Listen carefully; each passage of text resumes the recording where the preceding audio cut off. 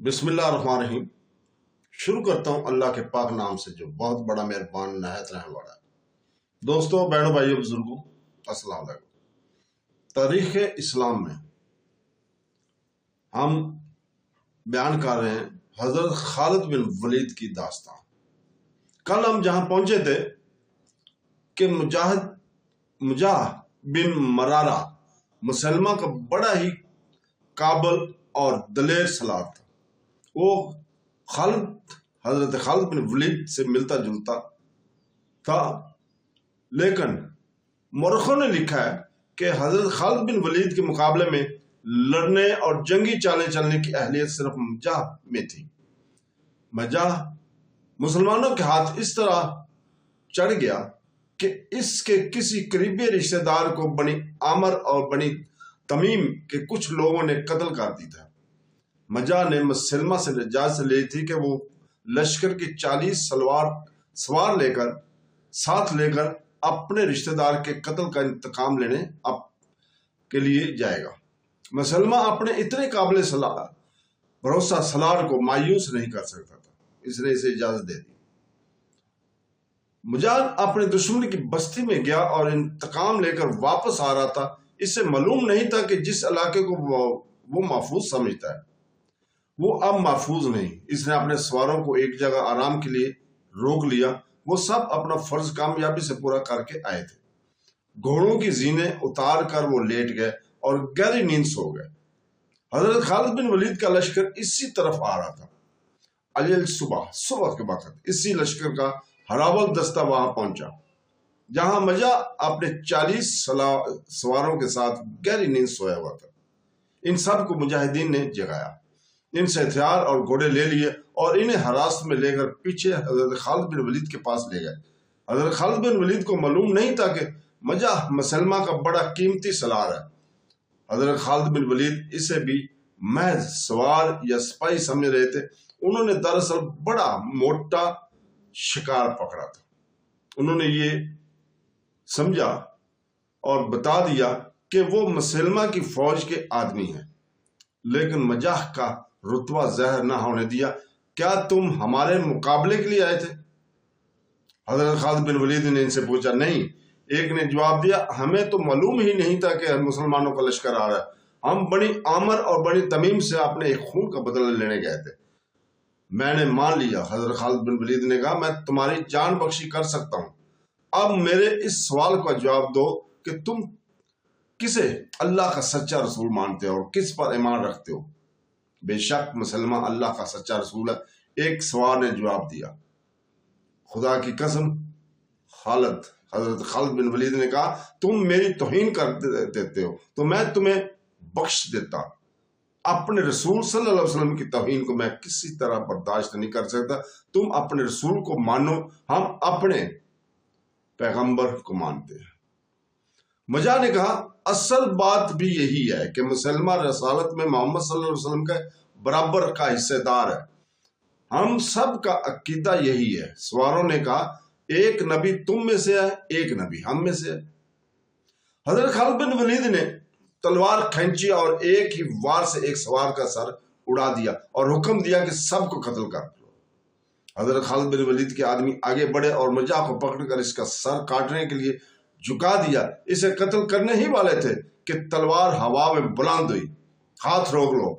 कैदी सवारों में से एक, जिसका नाम सारिया बिन आमर था, चिल्लाया, इस आदमी को जिंदा रहने दो, ये तुम्हारे काम आ सकता है। तब इंकशाफ हुआ कि मजाह जो हनीफा के सरदारों में से है, लेकिन ये फिर भी ना बताया गया कि ये सलार भी है। खालिद बिन वलीद रजी अल्लाह ताला अन्हु दूर अंदेश थे।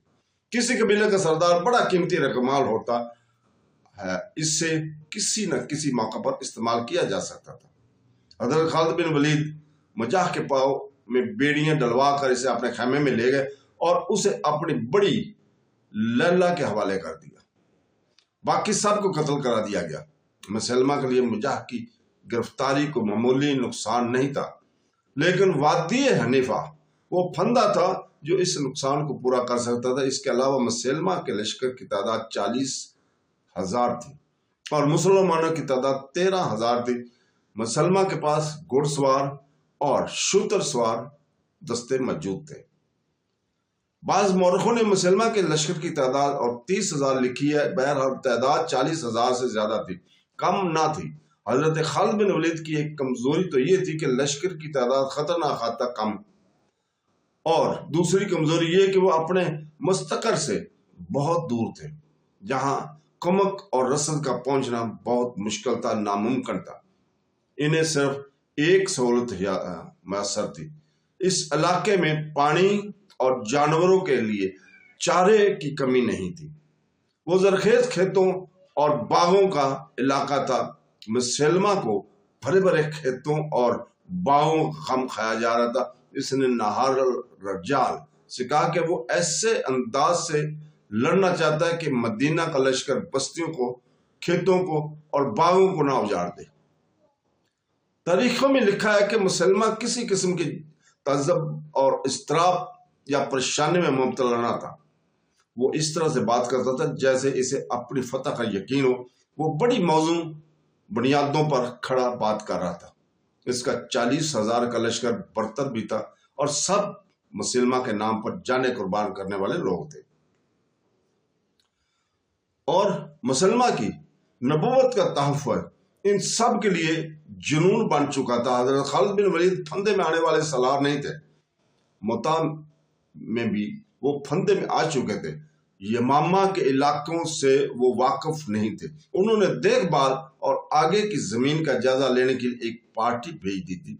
बर वक्त वो इस पार्टी के ने जो रिपोर्ट दी, इसके मुताबिक हज़रत खालिद बिन वलीद ने अपना रास्ता बदल दिया ताकि हनीफा की बीवी हनीफा की वादी के अंदर से ना गुजरे, बनु हनीफा की वादी के अंदर से ना गुजरना पड़े। वो जरा दूर का चक्कर काट कर आगे निकल गया। मुसलमान ने भी देखभाल कर इंतजाम कर रखता। इसे इतला मिली कि मदीना वाले आगे निकल गए, तो इसने अपना लश्कर बड़ी तेजी से अकरबा के मैदान में मुंतकिल कर दिया। हजरत खालिद बिन वलीद की नजर इसी मैदान पर थी, लेकिन दुश्मन पहले पहुंच गया था। हजरत खालिद बिन वलीद एक जगह देख ली जो मैदान से थोड़ी दूर थी। उसने वहीं अपना लश्कर रोक दिया। वहां से वो मुसलमा के पड़ाव को अच्छी तरह देख सकता था। मुसलमान ने इसी मैदान को बेहतर और मौजू समझा। एक तो इसने अपने लश्कर का तमाम तरो साजो सामान और अहलो असाब अपनी खैमागाह से पीछे रखा था, और दूसरे ये कि खेतियां और बागात में भी लश्कर के पीछे थे। इन सब की दो बड़ी अच्छी तरह से हिफाजत कर सकता था। इससे भी ये देख लिया जाता कि हज़रत खालिद बिन वलीद यहाँ से आगे को बढ़े तो वो इन पर अकब से हमला कर सके।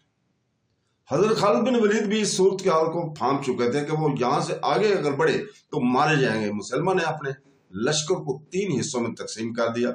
इसने दायां हिस्से की क़यादत नहार रजाल को दी, बाएं हिस्से का सलार मुहक्कम बिन तुफैल था, और दरमियान में यानी कलब में वो खुद रहा। इसने अपने बेटे को, जिसका नाम शर्जील था, कहा कि वो लश्कर से खिताब करे। एक शर्जील बिन हसना खालिद बिन वलीद की लश्कर का सलार था। मुसलमान के बेटे का नाम भी शर्जील था। शर्जील घोड़े पर सवार हुआ और अपने लश्कर के तीनों हिस्सों के सामने बारी बारी जाकर कहा, ए अबू हनीफा, आज अपनी आन अपनी आबरू पर मर मिटने का वक्त आ गया। खुदा ने तुम्हारे नबी की नबूवत दी है। आज अपनी नबूवत और आबरू की खातिर इस तरह लड़ो कि मुसलमानों को फिर कभी तुम्हारे सामने आने की जुर्रत ना हो। अगर तुमने पीठ दिखाई तो दुश्मन तुम्हारी बीवियों, तुम्हारी बहनों और तुम्हारी बेटियों को लोनियों बनाएगा, और इस जमीन पर ही जो तुम्हारी जमीन है इनके आबरू लूटेगा। लेकिन तुम ये मंजर बर्दाश्त कर पाओगे? मुसलमा के लश्कर को जैसे आग लग गई। वो मुसलमा के नाम के नारे लगाने लगे, घोड़े बार बार नहाने लगे। हजरत खालिद बिन वलीद इस सूरत-ए-हाल का मुकाबला करने के लिए तैयार थे कि मुसलमान का लश्कर इन पर फौरन हमला कर देगा। नफरी की अफराद के जोर पर مسلمہ کو حملہ کرنا چاہیے تھا، لیکن مورخ لکھتے ہیں کہ وہ جنگ کے فن میں مہارت رکھتا تھا، اس نے حملے میں پہل نہ کی۔ اس کا خیال تھا کہ پہلے حضرت خالد بن ولید حملہ کرے اور دفاع میں لڑا جائے، اور جب مسلمان تھک جائیں تو دائیں بائیں سے حملہ کر کے انہیں ختم کر دیا جائے۔ اس دور کی تحریریں بتاتی ہیں کہ حضرت خالد بن ولید مسلمہ کی چال نہ سمجھ سکے۔ انہوں نے اپنے سالاروں سے کہا کہ مرتدین سے آمنے سامنے کی جنگ اس طرح لڑی جائے کہ اسے اپنے دستوں کو ادھر ادھر کرنے کی مہلت نہ ملے، اور وہ دفاعی لڑائی لڑتا رہے۔ حضرت خالد بن ولید کو توقع تھی کہ 13,000 سے 40,000 کو اس طریقے سے شکست دی سکتی ہے کہ اسے کوئی چال چلنے کا موقع نہ دیا جائے۔ اس وقت کے رواں کے مطابق حضرت خالد بن ولید کو بھی ضرورت محسوس ہوئی کہ اپنے لشکر کا حوصلہ بڑھائیں۔ خلیفہ المسلمین نے حضرت خالد بن ولید کی مدد کے لیے جو دستے بھیجے تھے، ان میں قرآن پاک کے حافظ اور خوش اخلاق قاری بھی خاصی تعداد میں موجود تھے۔ اس دور کے حافظ قرآن اور قاری ماہر تیغ زن اور لڑنے والے بھی ہوتے تھے، وہ مسجدوں میں بیٹھے رہنے والے لوگ نہیں تھے۔ اس کے علاوہ حضرت خالد بن ولید کے ساتھ وہ لوگ بھی تھے جنہوں نے ہر میدان میں اپنے سے کئی گنا طاقتور دشمن کو شکستیں دی تھی۔ حضرت خالد بن ولید کے لشکر میں عمر رضی اللہ کے بھائی زید بن خطاب اور ان کے بیٹے عبداللہ بھی تھے۔ اس کے علاوہ ابو دجانہ بھی تھے جو جنگ احد میں ان تیروں کے سامنے کھڑے ہو گئے تھے جو رسول پاک صلی اللہ علیہ وسلم پر آ رہے تھے۔ انہوں نے اپنے جسم کو آپ صلی اللہ علیہ وسلم کی ڈھال بنا دیا تھا۔ خلیفہ المسلمین کے بیٹے عبد الرحمن تھے۔ ایک خاتون ام امارہ رضی اللہ تعالیٰ عنہ اپنے بیٹے کے ساتھ گئی ہوئی تھی۔ ام امارہ جنگ احد میں باقاعدہ لڑی تھی۔ ان کے علاوہ ویشی نام کا حبشی بھی حضرت خالد بن ولید کے ساتھ تھا، جس کی پھینکی ہوئی برچھی نشانے سے بال برابر ادھر ادھر نہیں ہوتی تھی۔ قبول اسلام سے پہلے جنگ احد میں بھی اسی ویشی نے حمزہ کو برچھی پھینک کر شہید کیا تھا۔ مجاہدین کا لشکر تعداد میں تو کم تھا، لیکن جوش، جہاد اور جذبے کے لحاظ سے کمتر نہ تھا۔